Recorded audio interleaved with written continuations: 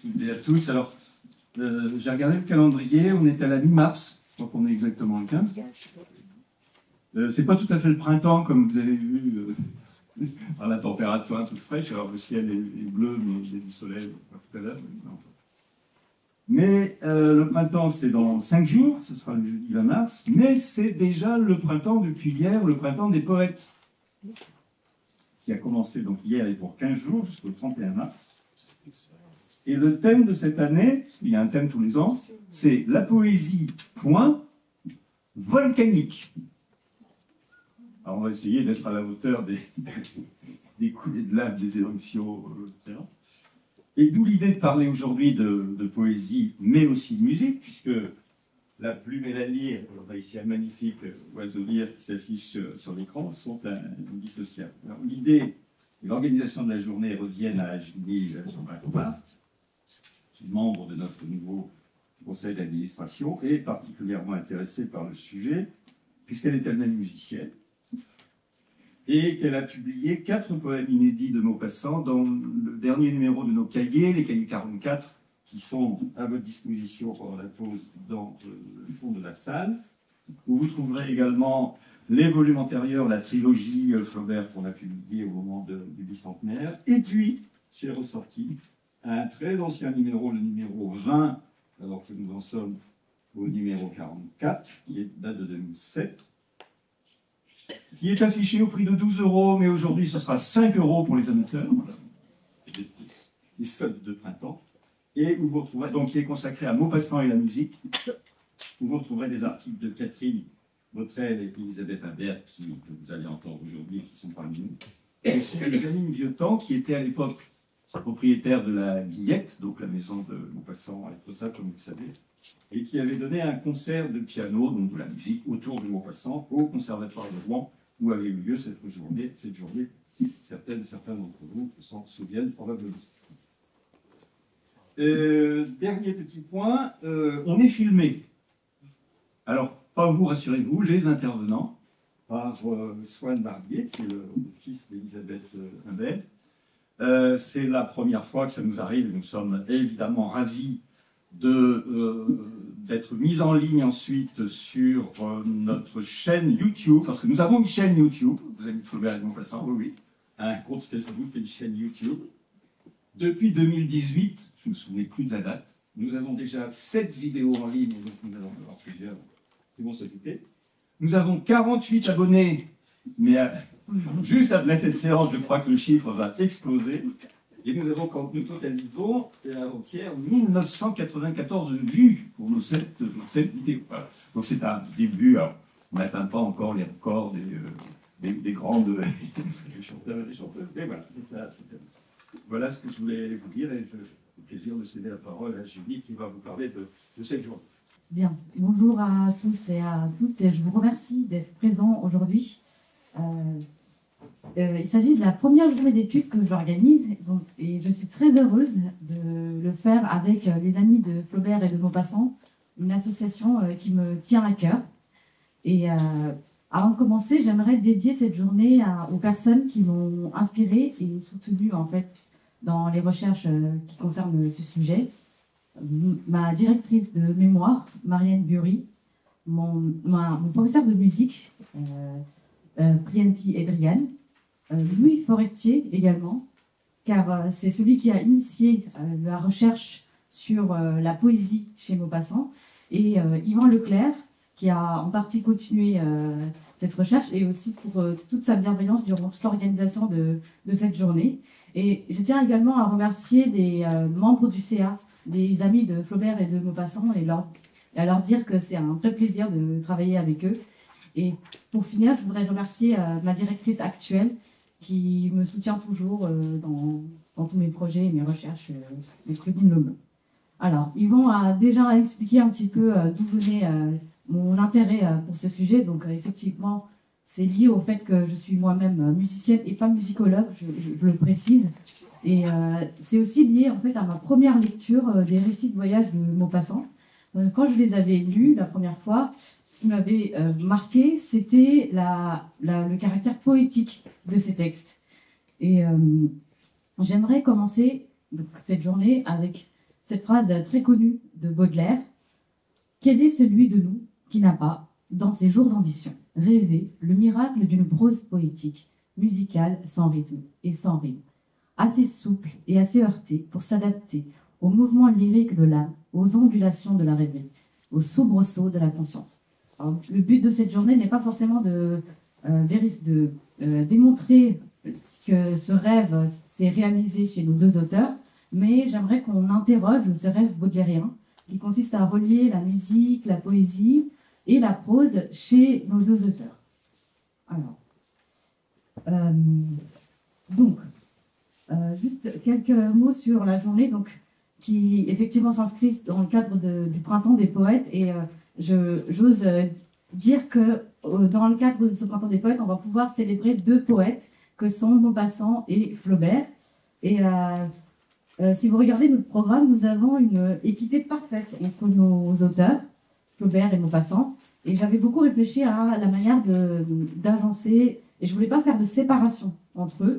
Et donc on commence la journée en beauté et en musique avec Damien Douge, qui je pense est la personne la mieux placée ici pour ouvrir en beauté cette journée, en musique, en parlant de la possibilité de l'hypothèse d'un modèle musical chez Flaubert. Et comme il ne faut pas faire de jaloux non plus, on continue avec Maupassant et Elisabeth Imbert, qui fait partie de notre association, qui va nous parler de la poésie, de la symphonie tragique dans les œuvres de Maupassant. Ensuite, on continuera la journée avec un autre spécialiste de Flaubert et qui a analysé notamment la phrase de Flaubert, Pierre Fleury, qui nous montrera cette musicalité de cette fameuse phrase de Flaubert. Et on finira cette matinée en sortant un petit peu de la prose, en allant vers la musique. Donc voilà, j'espère que ce sera une belle manière de terminer la journée, puisque Pierre-Albert Castanet, qui est également musicologue qui a été professeur musicologue à Rouen, nous parlera des adaptations de Madame Bovary au XXe siècle. Alors, l'après-midi sera consacré à la poésie, et Yvan Leclerc nous montrera pourquoi Maupassant n'a pas écrit de poème, et moi, au contraire, Flaubert n'a pas écrit de poème, et moi, au contraire, je montrerai, parce que Maupassant occupe mon esprit, comme vous le voyez, que Maupassant, au contraire, s'accomplit comme poète dans ses récits de voyage. Et on poursuivra toujours la réflexion sur la poésie avec Catherine, qui nous parlera de la poésie dans la prose de Maupassant avec la chevelure. Et à nouveau, on va terminer l'après-midi en sortant de la prose, cette fois-ci non pas pour aller vers la musique, mais pour aller vers la poésie, puisque Joao Daniel Martins Alves va nous présenter ses recherches sur les poèmes de Maupassant et son travail de traduction. Et voilà. Et je suis absolument ravie de la présence de tous ces intervenants aujourd'hui pour cette journée. Alors, juste quelques petits points sur l'organisation. La journée, elle sera ponctuée par des lectures de la part de Joël Dupressoir et Clément Krieg, et je les remercie de faire ces lectures, et également de diffusion d'extraits musicaux, pour histoire de varier les plaisirs, on va dire.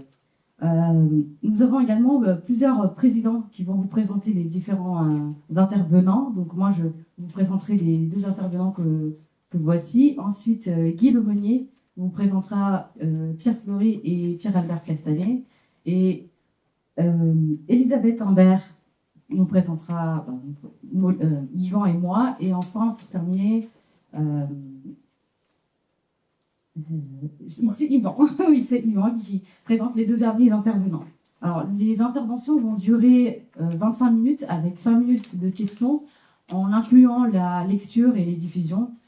Et nous aurons une pause, il me semble, c'est à midi, c'est ça je me trompe pas, 30, ouais, jusqu'à 14h. Voilà. Et il y aura bien sûr des pauses entre chaque partie, parce que sinon, on tiendra difficilement la journée. Alors, Bon, je commence tout de suite en revenant sur les termes de la journée, la plume, qui renvoie bien évidemment au travail de l'écrivain et plus précisément à la prose.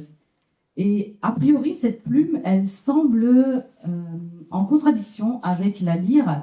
Là, c'est cet instrument qui vient de la mythologie grecque, qui est le symbole de la poésie et qui semble en quelque sorte en contradiction avec la prose. Et pourtant, j'espère qu'à l'issue de cette journée, vous aurez un petit peu changé d'avis sur nos deux auteurs et qu'il y a bien une lyre, c'est-à-dire à la fois une poésie et une musique, que ce soit chez Maupassant ou chez Flaubert. Alors, plusieurs figures importantes donc, vont incarner la lyre, que ce soit Apollon ou Orphée. Donc vous voyez sur cette peinture, on voit Orphée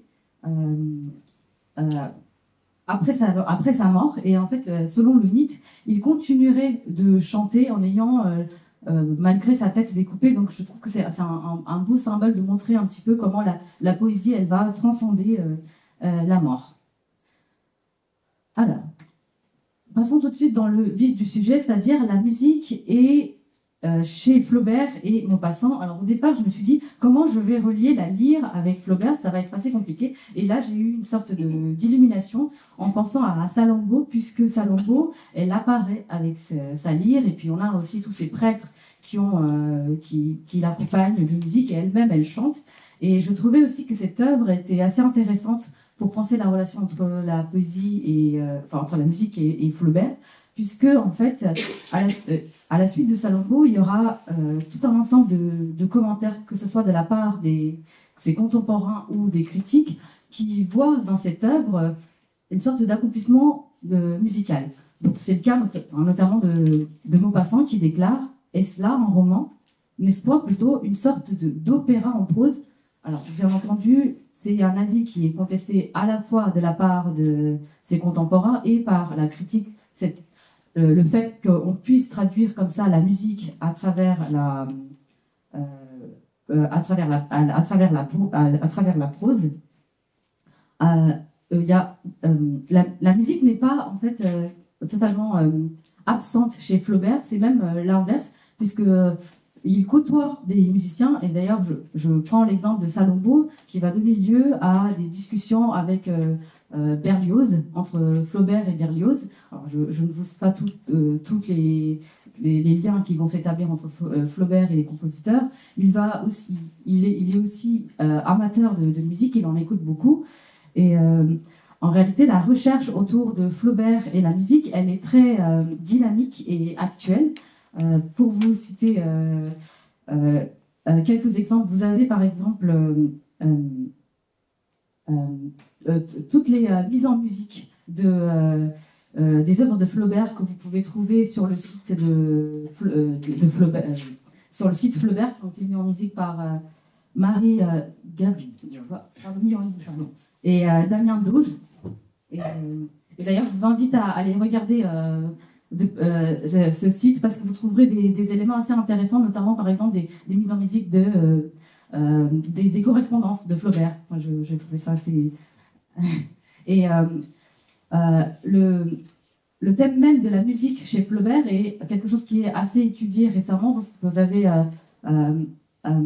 la revue Critique et Génétique qui a publié en 2019 un numéro consacré à Flaubert en musique.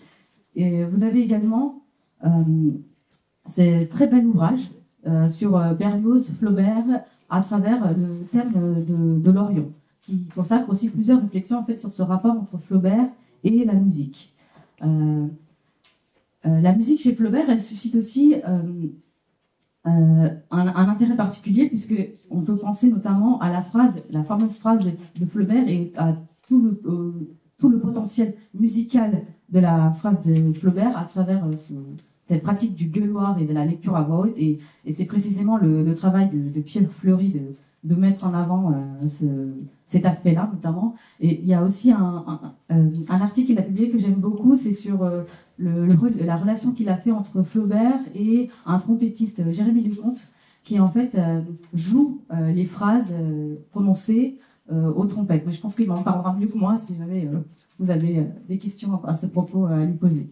Alors, la musique chez Maupassant, elle est aussi importante en fait, puisque en fait il a une véritable éducation musicale de la part de sa mère qui dès son jeune âge va lui faire écouter de la musique, lui faire pratiquer, enfin lire des poèmes également.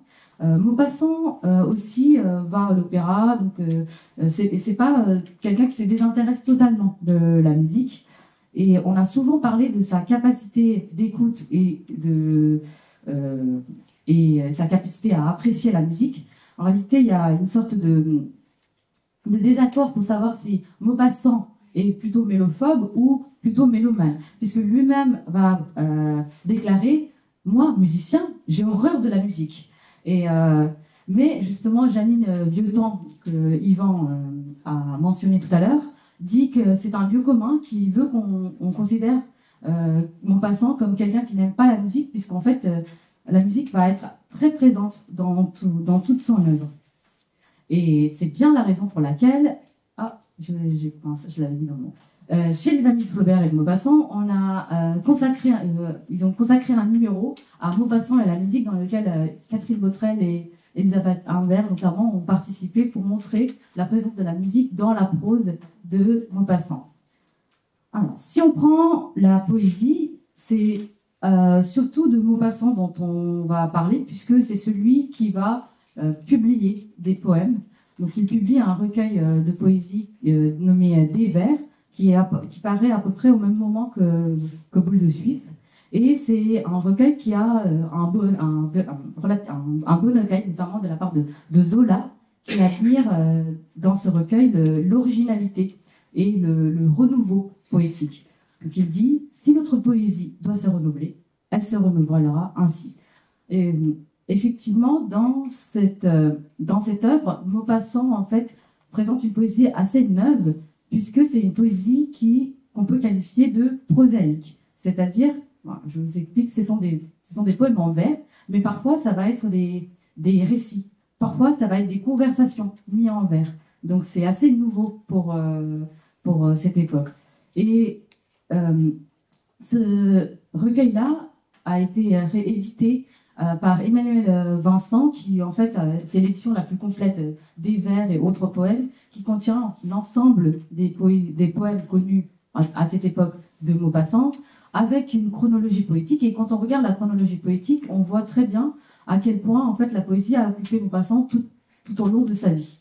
Et l'importance de la poésie chez Maupassant, elle s'explique aussi par son entourage poétique, puisqu'en fait vous avez à la fois Bouillet et Alfred Le Poitvin qui en quelque sorte forme un entourage poétique de Maupassant, et il a une véritable généalogie poétique qui fait qu'il s'inscrit dans la lignée de ses proches. Alors, je cite un passage de Louis Ferrustier dans un article qui s'appelle « Maupassant et la poésie », dans laquelle il dit « C'est un gageur peut-être impossible à tenir que d'aller parler de poésie à propos d'un homme qui apparaît comme un prosateur avant tout. » Et j'ai envie de dire qu'avec cette journée, je relève en quelque sorte un petit peu le défi, et j'espère qu'à la fin, vous serez convaincus qu'effectivement, on peut voir la poésie même chez ce prosateur qui était Maupassant. Alors, Maupassant écrit de la poésie sous des formes très variées. Donc, notamment, il publie même des poèmes sur des éventails, et il y a même un poème sur le cahier, si vous prenez le cahier, vous verrez qu'il a écrit sur un kakémono. Donc, voilà, la pratique de la poésie, c'est vraiment quelque chose qui lui tient à cœur. Et pourtant, là où il est le plus poète, c'est dans sa prose. Il publie des poèmes, mais il parle aussi énormément de poésie dans de nombreuses chroniques. Alors, je vous cite une seule qui me paraît assez révélatrice, c'est Les poètes français du XIXe siècle, dans laquelle il exprime sa conception de la poésie, où il dit, je cite, « Il n'y a pas de chose poétique, comme il n'y a pas de chose qui ne le soit point. car la poésie n'existe en réalité que dans le cerveau de celui qui la voit. Et ce passage-là traduit assez bien la vision poétique de Maupassant, qu'on verra véritablement incarnée dans sa prose. Alors, si on parle de Flaubert et la poésie, alors c'est très simple, il n'a pas écrit de poème, donc on pourrait se dire, on s'arrête à là, mais en réalité pas réellement, puisqu'en fait, dans toute sa correspondance, il évoque sa vision de la poésie, notamment la correspondance avec Louise Collet, et Joëlle Robès, notamment, elle en a parlé de ce rapport à la poésie de Flaubert dans sa correspondance de Louise Collet. Et la poésie n'est pas absente non plus chez Flaubert, étant donné que lui aussi, il a cet entourage poétique à travers Bouillet, Maxime Ducamp, tous ces poètes qui l'entourent, et également parce qu'en fait, même s'il n'écrit pas de poèmes, il va relire les poèmes de ses contemporains, notamment de Maupassant ou de Bouillet. Alors la question qu'on pourrait se poser, c'est est-ce que pour autant on peut dire que la prose de Flaubert, elle est poétique?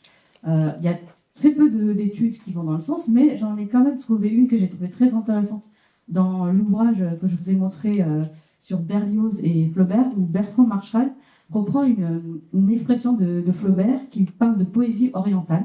Il dit qu'il aimerait faire une poésie orientale. Il ne le fait pas, mais selon lui, cette expression renvoie en fait à une conception de la poésie, pas forcément au fait d'écrire en vers, et ce qui explique en fait qu'on peut parler de poésie orientale en parlant de la prose de Flaubert. Alors, je ne donne aucune conclusion là-dessus, je laisse les Flaubertiens en découdre. Et pour conclure, je vous dirais que la lyre syncrétique de la musique et de la poésie est bien liée à la plume de Maupassant et de Flaubert, malgré leur renommée de prosateurs.